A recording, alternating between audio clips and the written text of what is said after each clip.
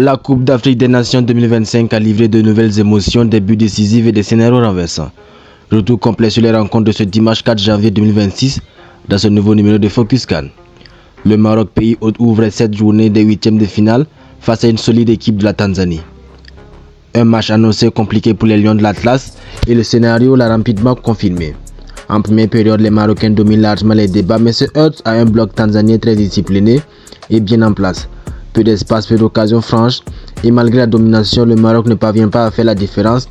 À la pause, le score est nul et vierge. Au retour des vestiaires, le Maroc accentue la pression et pousse pour trouver l'ouverture, mais la Tanzanie continue de résister avec beaucoup de rigueur défensive. Il faut alors s'en remettre au talent individuel.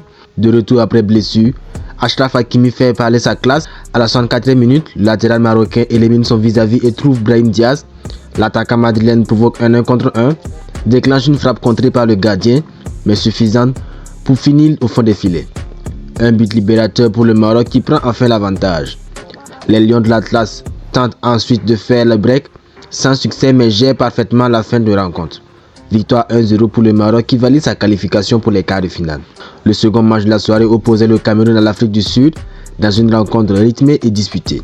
Les Lions indomptables, solides en phase de groupe, faisaient face à des Bafana joueurs et ambitieux.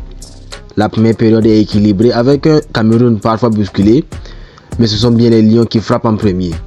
À la 34e minute, Junior Tchamadeu ouvre le score et permet au Cameroun de rentrer au vestiaire avec un avantage d'un but.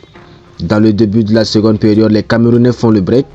Sur un centre précis de Mamadou Nadiga, Christian Kofané s'impose la tête et double la mise à la 47e minute.